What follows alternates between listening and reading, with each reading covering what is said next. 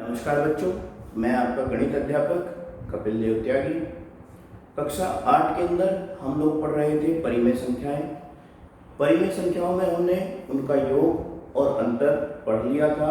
परिमेय संख्याओं के प्रगुण भी हम लोगों ने पढ़ लिए थे, नियम पढ़ लिए थे उसके, क्या आपका सांचरीय नियम होता है, क्या क्रम विनिमय होता है, ये सब इस तरीके के नियम हम लोग पढ़ चुके हैं। आज हम करेंगे परिमेय संख्याओं की गुणन के बारे में देखेंगे। देखिए, सबसे पहले कॉन्सेप्ट आप ध्यान दीजिएगा।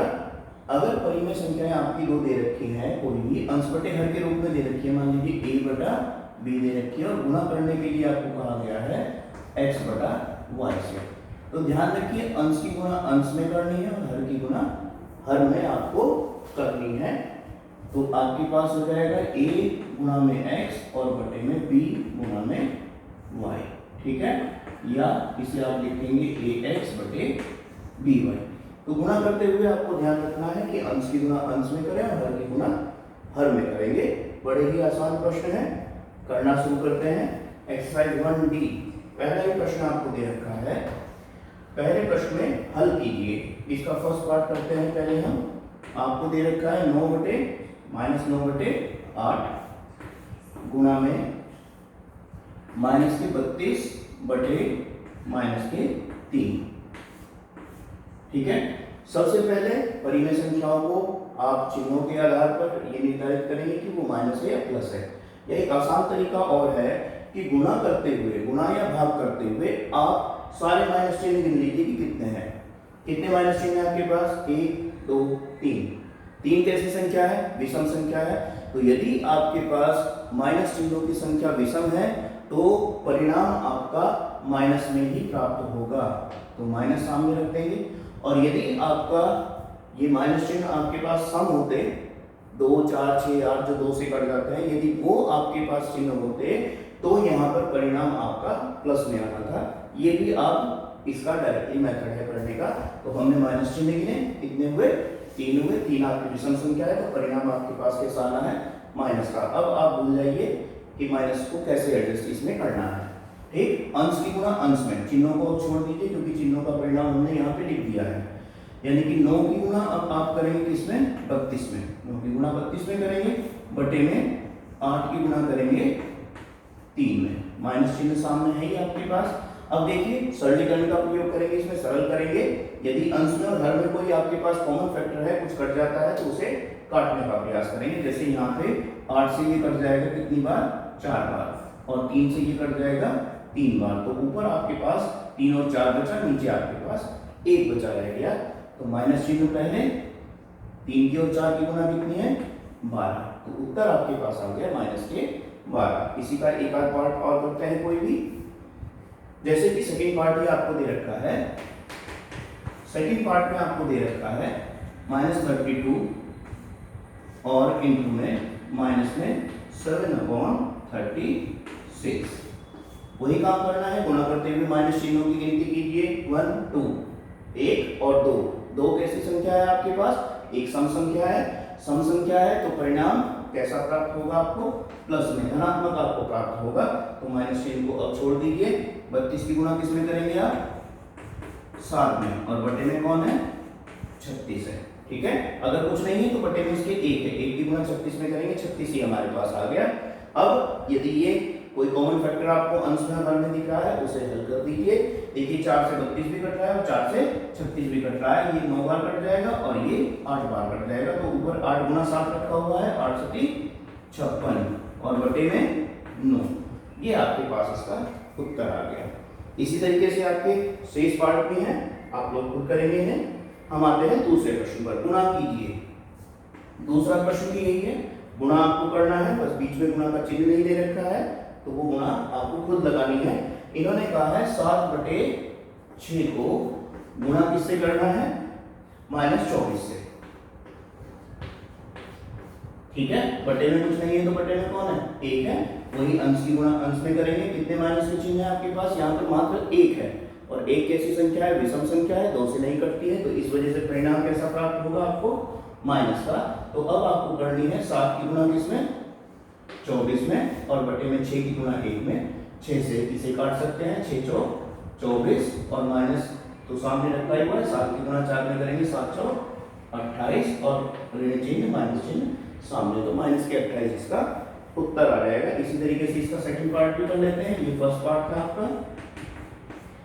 सेकंड पार्ट में -9/8 है और गुना इसे करनी है आपको -16/-3 से।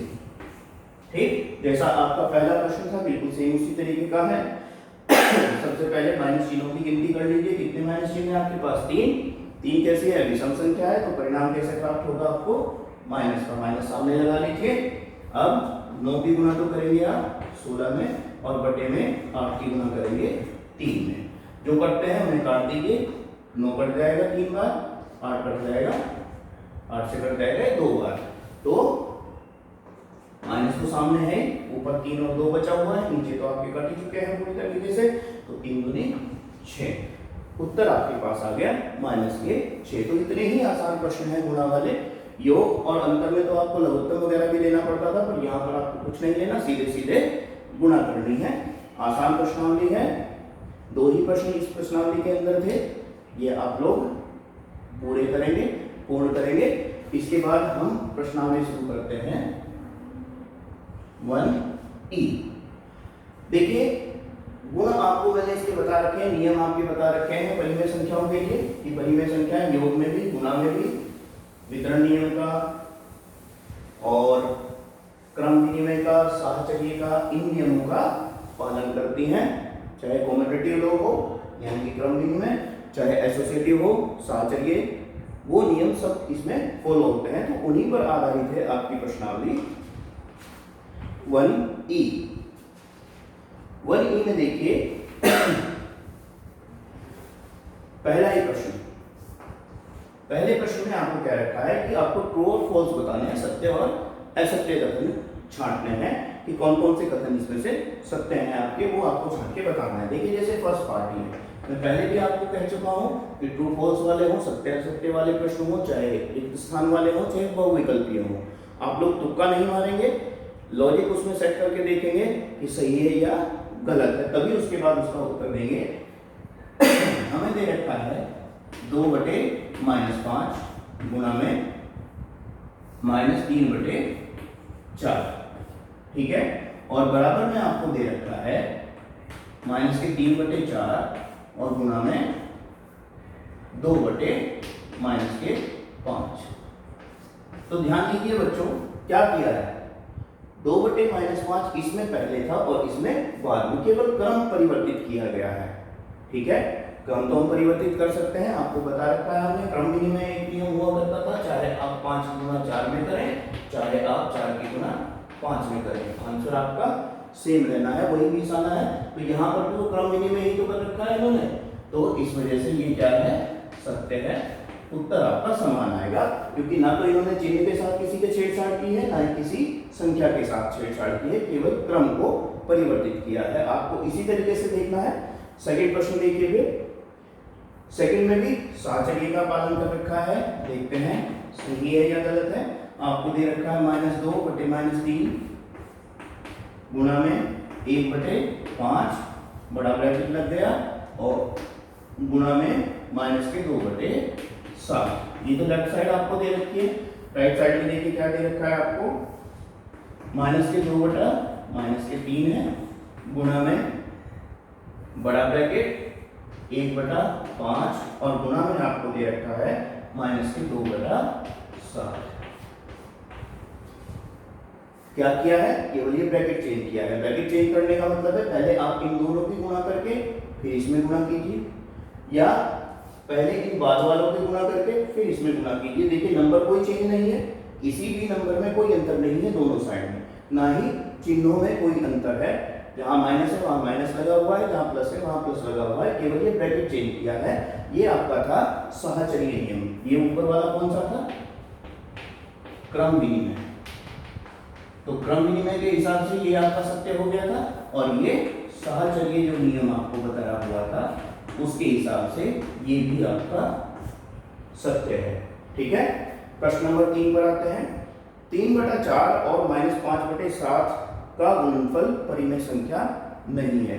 दो परिमेय संख्याएं आपको दे रखी हैं, एक 3/4 है, एक -5/7 है। तो ये आपको पहले ही बताया जा चुका है कि दो परिमेय संख्याओं का योगफल भी परिमेय आएगा, दो परिमेय संख्याओं का अंतर भी परिमेय आएगा, और दो परिमेय संख्याओं का यदि हम गुणन करेंगे तो वो भी आपको परिमेय ही प्राप्त होगा। तो इन्होंने क्या रखा है, परिमेय नहीं होता, हम कह रहे हैं कि परिमेय होता है दो परिमेय संख्याओं का गुणनफल। तो इसका मतलब क्या है, ये असत्य है, ये गलत कह रहे हैं। अब देखिए प्रश्न नंबर इसी का फोर्थ पार्ट, थर्ड पार्ट आपका असत्य हो गया। फोर्थ पार्ट में देखते हैं, फोर्थ पार्ट में क्या कर रखा है इन्होंने, 7/-8 है, प्लस में -5/6 है, और ब्रैकेट में बाहर गुणा में रख रखा है 3/4। तो देखिए यहाँ पर ये वितरण नियम का पालन करेगा, अंदर दो परिमेय संख्या रखी है और बाहर एक गुणा में रखी हुई है संख्या। तो जब हम गुणा करेंगे तो उसकी गुणा इन दोनों में जानी है, और वही इन्होंने इसमें कर रखा है कि 7/-8 की गुणा 3/4 इसकी भी गुणा में जाएगा, और प्लस में -5/6 3/4 इसकी भी गुणा में जाएगा, यानी कि दोनों की गुणा में जाएगा। वितरण नियम का पालन कर रहा है, ना कहीं चिन्ह में आपने अंतर किया है ना कहीं। तो ये वितरण नियम के हिसाब से ये भी आपका सत्य हो जाता है, ठीक है। तो 3 पार्ट सत्य हो गया और एक आपका असत्य हो गया।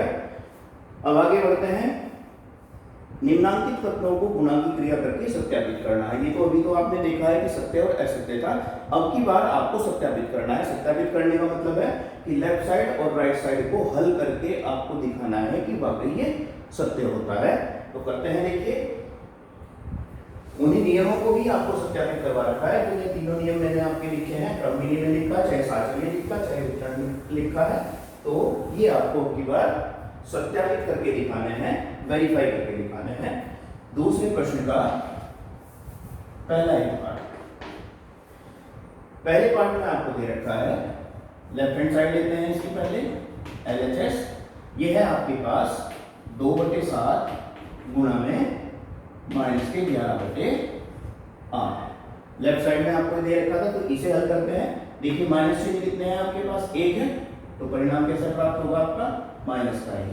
2 की गुणा 11 में होगी ऊपर, और बटे में 7 की गुणा 8 में होगी।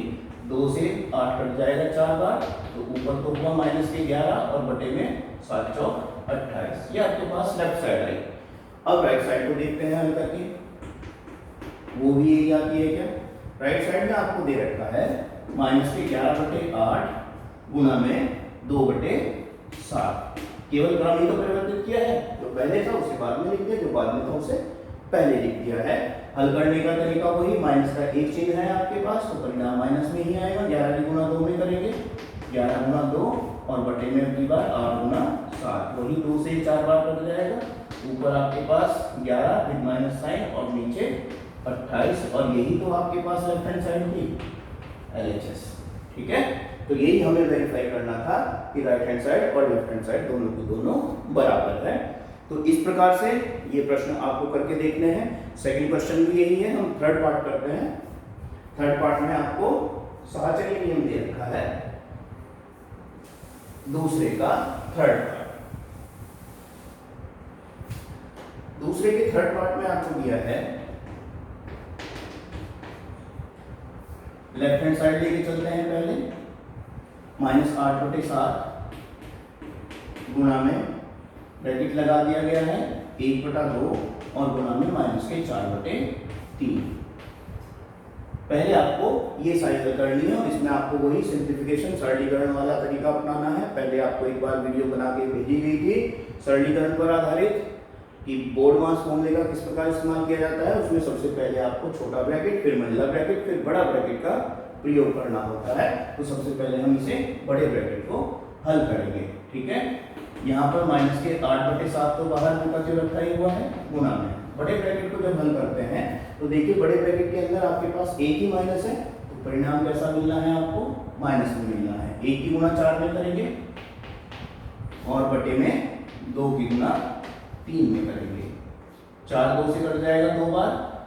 अब हमारे पास आता है -8/7 तो बाहर रखा हुआ था गुणा में माइनस के ऊपर हमारे पास बचा हुआ है 2 और नीचे बचा हुआ है 3। अब देखिए कितने माइनस है आपके पास, एक माइनस यहाँ से और एक माइनस यहाँ से, 2 माइनस है।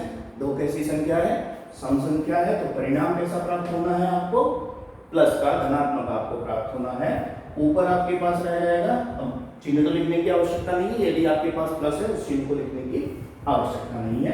तो ऊपर आपके पास है 8 गुना 2 और नीचे आपके पास है 7 गुना 3। गुना कर दीजिए, 8 की 2 में गुना करेंगे 16 और बटे में 21। ये आपके पास लेफ्ट हैंड साइड आ गई। अब लेके चलते हैं राइट हैंड साइड को। राइट हैंड साइड में क्या है देखिए, आपको दे रखा है -8/7 गुणा में 1/2 ब्रैकेट लगा दिया गया है बड़ा, और गुणा में -4/3 है। ये ब्रैकेट लगाने का मतलब यही है कि पहले आप इसकी गुणा इन दोनों की गुणा करके फिर इसमें हमने गुणा कर लिया, जैसे इस भाग में करा है। अब की बार क्या है कि पहले इन दोनों की, इसकी और इसकी गुणा करके फिर इसमें करनी है। तो देखना है कि परिणाम समान आते हैं कि नहीं आते हैं। वही सबसे पहले ब्रैकेट में देख रहे हैं, एक माइनस का चिन्ह है ब्रैकेट के अंदर, इस बड़े वाले ब्रैकेट के अंदर, तो परिणाम कैसा प्राप्त होगा, माइनस का। ठीक है, अंश क्या हुए 8 गुणा में 1 और हर क्या हुए 7 गुणा में 2। बड़ा ब्रैकेट ये बंद हुआ, गुणा में बाहर -4/3 रखा हुआ है। ऊपर देखिए ये 4 बार कट जाएगा, तो ऊपर आपके पास बचा हुआ है -4/,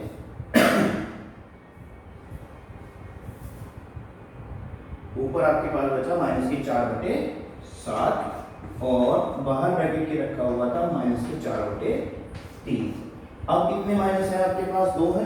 माइनस और माइनस की गुणा करेंगे तो वो प्लस हो ही जानी है, या आपके पास 2 माइनस है, एक सम संख्या है, तो परिणाम आपको कैसा प्राप्त होगा, धनात्मक, और धन को लिखने की आवश्यकता नहीं। अंश क्या हुआ 4 गुना 4 और बटे में 7 गुना 3। 4 और 4 की गुणा कितनी हो जाएगी आपके पास, 4 चौक 16 और 7 दिया 21। अब ध्यान दीजिए जरा, जो लेफ्ट साइड थी वही आपके पास राइट साइड आ रही है, इक्वल्स टू LHS के लेफ्ट हैंड साइड पर। यही आपको सत्यापित करना था। तो सत्यापित करने वाले, वेरीफाई करने वाले प्रश्न आपको इसी तरीके से करने हैं।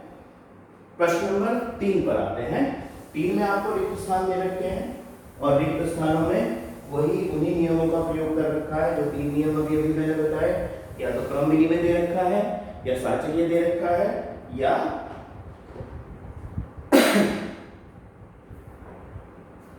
क्रम विधि में और साचर्य का ही प्रयोग है। देखिए पहले वाले पार्ट में क्या है, 2/11 है, माइनस के 3/7 है, और इधर क्या हो गया, माइनस के 3/7 और मिसिंग क्या है आपके पास 2/11, जिसका क्रम परिवर्तित कर रखा है। तो ये क्रम विधि में नियम का पालन कर रहा है। रिक्त स्थान पर क्या आ जाएगा, 2/7। ठीक है, आगे देखिए सेकंड पार्ट में। सेकंड पार्ट में ब्रैकेट के अंदर 2/3 दे रखा है और 3/-2 दे रखा है। तो लेफ्ट साइड से मिसिंग कौन है, -11/3। रिक्त स्थान पर क्या रखना है आपको, -11/3 लेफ्ट साइड में। राइट साइड में कौन मिसिंग है आपके पास, 2/3। 3/-2 तो है दोनों तरफ ही है, तो मिसिंग कौन है इसमें से, 2/3। राइट साइड में जो खाली स्थान है उसकी जगह आपको रखना है 2/3। इसी तरीके से वितरण नियम देखिए थर्ड में, तीसरे में आपको वितरण नियम दे रखा है। -5/7 बाहर रखा हुआ है और अंदर ब्रैकेट में कौन कौन आना है आपके पास, 2/5 और -4/7। तो लेफ्ट साइड में जो रिक्त स्थान है उसके स्थान पर क्या रखेंगे आप, 2/5, और जो राइट साइड में है उसके स्थान पर क्या रखेंगे आप, -5/7। ठीक है, दोबारा एक बार ध्यान से सुनिए। थर्ड पार्ट में लेफ्ट साइड में जो रिक्त स्थान है उसकी जगह रखेंगे आप 2/5 और राइट साइड में जो रिक्त स्थान है उसकी जगह आप रखेंगे -5/7। ये वितरण नियम आपको इसमें दे रखा है। प्रश्न नंबर 4 पर आते हैं। 4 आपको दे रखा है सरलीकरण पर आधारित, सरल करना है इसमें। पहला ही पार्ट देखते हैं, देखिए कितना आसान है। आपको दे रखा है -3 गुणा में -10/9 गुणा में 18/-5 है, और फिर गुणा में -1/-6 है आपके पास। सबसे पहला काम क्या बताया था आपको कि कितने माइनस चिन्ह है वो गिन लीजिए आप, 1 2 3 4 5। 5 कैसी संख्या हुई? विषम संख्या, और विषम संख्या है तो परिणाम आपको कैसा प्राप्त होना है? माइनस का। तो माइनस हमने पहले लगा दिया, अब इन माइनस को सबको भूल जाइए आप।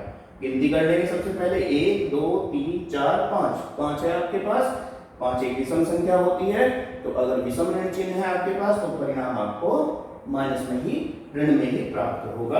अब इसके बटे में 1 रखिए और अंश की गुणा अंश में और हर की गुणा हर में करते चले जाना है। अंश कितना है? यहाँ पे 3 है, फिर यहाँ पे 10 है, चिन्ह को छोड़ते जाना है क्योंकि चिन्ह का प्रयोग हमने पहले कर दिया। वहां पे कितना है? 1 बटे में आ जाएगी 1, यहाँ से 9, यहाँ से 5 और यहाँ से 6। अब देखिए जो जिससे कट रहे हैं उन्हें काटना शुरू कीजिए। जो जिससे भाग आप कर सकते हैं वो कर दीजिए, कॉमन फैक्टर यदि कोई दिख रहा है तो देखिए यहाँ पे सबसे पहले ही 5 से ये 2 बार कट जाएगा, 3 से ये 3 बार कट जाएगा, 6 से भी ये 3 बार कट जाएगा और इस 3 से ये पूरा 3 कट जा रहा है। तो आपके पास हर में तो कुछ भी नहीं बचा और अंश में केवल आपके पास बचा हुआ है यहाँ पर 2 और 1। हर में आपके पास बचा हुआ है केवल 1, तो माइनस सामने है, ऊपर आपके पास बचा 2 और नीचे आपके पास 1, तो उत्तर आपके पास आ गया माइनस के 2। इसी तरीके से इसका सेकंड पार्ट भी है, सेकंड भी करते हैं हम। चलिए,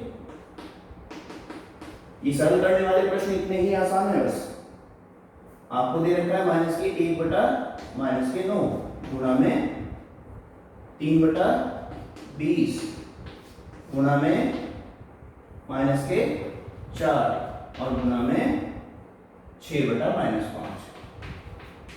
ये संख्याएं आपको गुणा में दे रखी है। सबसे पहला काम, ऋण चिन्हों को गिनिए, कितने बैठते हैं आपके पास? 1 2 3 4 ऋण चिन्ह है कुल मिलाकर आपके पास।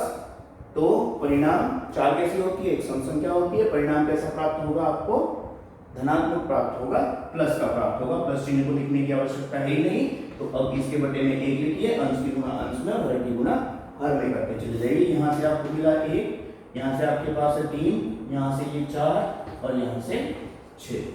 बटे में आ जाइए 9, फिर 20, फिर यहाँ से 1 और यहाँ से 5। अब देखिए जिससे जो कर सकता है उसे काटना शुरू कर दीजिए। 3 से इसे काटिए, 3 बार कट जाएगा, फिर इस 3 से ये 2 बार कट जाएगा, 4 से ये 5 बार कट जाएगा और इससे ज्यादा कुछ कट नहीं रहा है इसमें। तो अंश में हमारे पास शेष बचा हुआ है 2, बाकी सब तो कट गए, और हर में हमारे पास 1 5 यहाँ से और 1 5 यहाँ से और 1 बचा हुआ है, तो 5 और 5 की गुणा 25। ये हमारे पास इसका उत्तर आ जाएगा। तो ये आपके पास गुणा करने वाली, गुणा पर आधारित प्रश्नावली थी, तो इसे आप लोग ध्यान से कर लेंगे, ठीक है ना। उदाहरण आप लोग खुद कर लेंगे। इसके जो भी उदाहरण दे रखे बिल्कुल सेम इसी तरीके से है, गुणा पर आधारित है, सिंपल सी प्रश्नावली थी आपकी और सिंपल से ही इसके उदाहरण भी हैं। उन्हें बच्चों आप लोग खुद करके देखेंगे। और मैं फिर कहूँगा कि चैनल को सब्सक्राइब करते रहिए, अपने साथियों के साथ में शेयर करते रहिए, वीडियोस को लाइक करते रहिए, ठीक है। ध्यान से पढ़िए अच्छी तरह, बार बार वीडियो को आगे पीछे करके कुछ समझ में ना आए तो आप पॉज करके उसे दोबारा बार बार देखिए और समझने का प्रयास कीजिए।